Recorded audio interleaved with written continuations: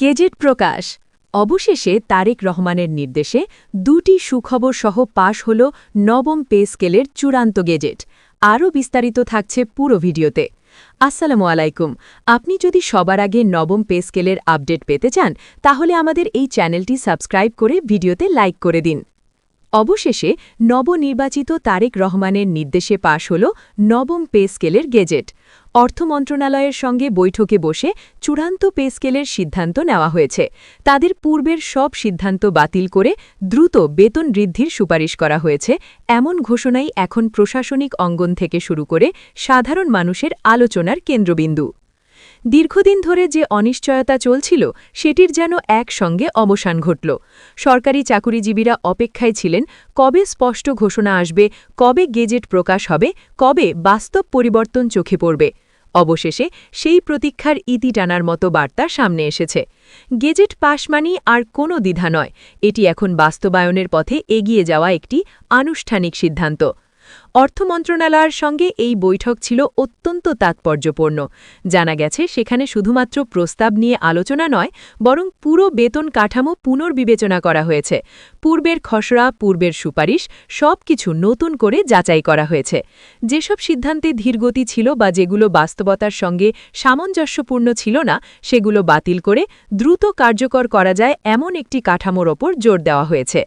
নবম pay scale নিয়ে সবচেয়ে বড় প্রত্যাশা ছিল বেতন বৃদ্ধির হার নিয়ে। বাজার দর বৃদ্ধি, মূল্যস্ফীতি, নিত্য প্রয়োজনীয় দ্রব্যের দাম সব মিলিয়ে সরকারি কর্মচারীদের বাস্তব জীবনযাত্রায় চাপ বেড়েছিল। নতুন সিদ্ধান্তে সেই বাস্তবতার প্রতিফলন ঘটেছে বলে আলোচনা চলছে।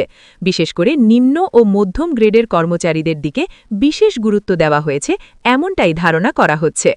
এই গেজেটের মাধ্যমে প্রথম যে বড় পরিবর্তন আসছে তা হল মৌলিক বেতনের পুনর্নির্ধারণ। বহুদিন ধরে যে কাঠামো কার্যকর ছিল সেটি বর্তমান অর্থনৈতিক বাস্তবতার সঙ্গে সামঞ্জস্যপূর্ণ ছিল না। নতুন কাঠামোতে গ্রেড ভিত্তিক ভারসাম্য আনা হয়েছে বলে সংশ্লিষ্ট মহল জানাচ্ছে।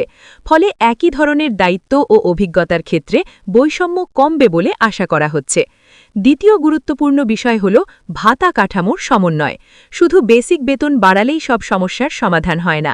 বাড়ি ভাড়া, চিকিৎসা, যাতায়াত ও অন্যান্য ভাতার ক্ষেত্রেও পরিবর্তন প্রয়োজন। আলোচনায় এসেছে এসব ক্ষেত্রেও পুনর্বিন্যাস করা হয়েছে। এতে সামগ্রিক আয়ের কাঠামো আরও বাস্তবসম্মত হবে। পেনশনারদের বিষয়টিও গুরুত্বের সঙ্গে বিবেচনা করা হয়েছে, কারণ বেতন কাঠামো পরিবর্তিত হলে তার সরাসরি প্রভাব পড়ে পেনশনের ওপর। নতুন সিদ্ধান্ত অনুযায়ী পেনশন গণনার ভিত্তি আরও উন্নত করা হতে পারে।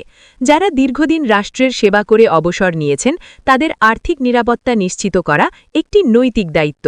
এমন দৃষ্টিভঙ্গি আলোচনায় প্রাধান্য পেয়েছে। গেজেট পাশ হওয়ার পর এখন সবচেয়ে গুরুত্বপূর্ণ ধাপ হল বাস্তবায়ন। সংশ্লিষ্ট দপ্তরগুলোকে দ্রুত প্রজ্ঞাপন জারি, নির্দেশনা পাঠানো এবং সফটওয়্যার ও হিসাব ব্যবস্থায় সমন্বয় করতে হবে, কারণ মাঠ পর্যায়ে কার্যকর না হলে সিদ্ধান্তের সুফল পৌঁছাবে না। অর্থনীতির দৃষ্টিকোণ থেকেও এটি একটি বড় পদক্ষেপ। সরকারি কর্মচারীদের হাতে অতিরিক্ত অর্থ গেলে বাজারে চাহিদা বাড়তে পারে। ক্রয় ক্ষমতা বৃদ্ধি পেলে ছোট ও মাঝারি ব্যবসায় ইতিবাচক প্রভাব পড়বে। তবে একই সঙ্গে সরকারের ব্যয়ও বাড়বে। তাই রাজস্ব আয় বাড়ানো এবং ব্যয় ব্যবস্থাপনায় দক্ষতা দেখানো জরুরি হয়ে পড়বে। রাজনৈতিকভাবেও এই সিদ্ধান্তের তাৎপর্যও কম নয়। অর্থ মন্ত্রণালয়ের সঙ্গে সরাসরি বৈঠক করে চূড়ান্ত সিদ্ধান্ত নেওয়ার ঘটনাটি অনেকের কাছে দৃঢ় নেতৃত্বের বার্তা হিসেবে বিবেচিত হচ্ছে। পূর্বের সিদ্ধান্ত বাতিল করে নতুন সুপারিশ গ্রহণ করা মানে হল বাস্তবতার সঙ্গে তাল মিলিয়ে চলার চেষ্টা। সরকারি কর্মচারীদের প্রতিক্রিয়ায় দেখা যাচ্ছে স্বস্তি ও আশাবাদ। অনেকেই বলছেন দীর্ঘদিনের দাবি অবশেষে বাস্তবায়নের পথে। কেউ কেউ সতর্ক অবস্থান নিয়ে বলছেন ঘোষণার চেয়ে বাস্তবায়ন বেশি গুরুত্বপূর্ণ, কারণ অতীতে অনেক সিদ্ধান্ত ঘোষণায় সীমাবদ্ধ থেকেছে। নবম পে স্কেল কার্যকর হলে প্রশাসনিক কাঠামোতেও ইতিবাচক প্রভাব পড়তে পারে। কর্মীদের মনোবল বাড়লে কাজের গতি ও মান উন্নত হয়। সেবার মান বৃদ্ধি পেলে সাধারণ মানুষও উপকৃত হন। তাই এটি শুধু বেতন বৃদ্ধি নয়, এটি প্রশাসনিক দক্ষতা বৃদ্ধিরও একটি সুযোগ। তবে চ্যালেঞ্জও রয়েছে। বাজেট ঘাটতি, বৈশ্বিক অর্থনৈতিক চাপ এবং অভ্যন্তরীণ আর্থিক সীমাবদ্ধতা বিবেচনায় রেখে সিদ্ধান্ত বাস্তবায়ন করতে হবে। পরিকল্পনাহীন ব্যয় ভবিষ্যতে চাপ সৃষ্টি করতে পারে, তাই ধাপে ধাপে বাস্তবায়নের বিষয়টিও আলোচনায় থাকতে পারে। সমাজের বৃহত্তর অংশ এই সিদ্ধান্তকে ইতিবাচকভাবে দেখছে, কারণ সরকারি কর্মচারীদের আর্থিক স্থিতি শক্তিশালী হলে সামাজিক স্থিতিশীলতাও বৃদ্ধি পায়। পরিবারের নিরাপত্তা এলে শিক্ষা, স্বাস্থ্য ও সঞ্চয়ে ইতিবাচক প্রভাব পড়ে। এখন প্রশ্ন হচ্ছে, এই নতুন কাঠামো কার্যকর হলে কারা কতটা উপকৃত হবেন? সাধারণভাবে দেখা যায় পে স্কেল পরিবর্তনের সবচেয়ে বড় প্রভাব পড়ে নিম্ন গ্রেডের কর্মচারীদের ওপর, কারণ তাদের বেতনের সঙ্গে দৈনন্দিন জীবনের ব্যয়ের সরাসরি সম্পর্ক থাকে। যদি মৌলিক বেতনে উল্লেখযোগ্য বৃদ্ধি আসে, তাহলে মাস শেষে সঞ্চয়ের সুযোগ তৈরি হবে। এতে ঋণ নির্ভরতা কিছুটা হলেও কমতে পারে। মধ্যম গ্রেডের অফিসারদের ক্ষেত্রেও এই সমন্বয় গুরুত্বপূর্ণ। তারা অনেকেই পারিবারিক দায়িত্ব, শিক্ষার ব্যবস্থা, বাসস্থান ও চিকিৎসা ব্যয়ের চাপ সামলাতে গিয়ে হিমশিম খান।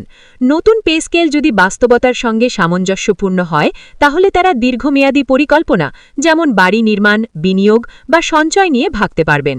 আরেকটি গুরুত্বপূর্ণ বিষয় হল বার্ষিক ইনক্রিমেন্ট বা বেতন বৃদ্ধির ধারা। যদি নতুন কাঠামোতে ইনক্রিমেন্টের হার যৌক্তিকভাবে নির্ধারিত করা হয়, তাহলে কর্মজীবনের পুরো সময় জুড়ে আয়ের স্থিতিশীলতা বজায় থাকবে। এতে চাকরির প্রতি আগ্রহ ও কর্মদক্ষতা দুটোই বাড়বে। পেনশনারদের জন্য সম্ভাব্য পরিবর্তন আরও গভীর প্রভাব ফেলতে পারে। অবসর নেওয়ার পর অনেকেই নির্দিষ্ট আয়ের ওপর নির্ভরশীল হয়ে পড়েন। বাজার দর বাড়লেও তাদের আয় অপরিবর্তিত থাকে। নতুন সিদ্ধান্তে যদি পেনশন গণনার ভিত্তি শক্তিশালী হয় বা বিশেষ ভাতা যুক্ত হয়, তাহলে অবসর জীবন আরও নিরাপদ হবে। বিশেষ করে চিকিৎসা ব্যয়ের ক্ষেত্রে সহায়তা থাকলে সেটি হবে বড় স্বস্তি।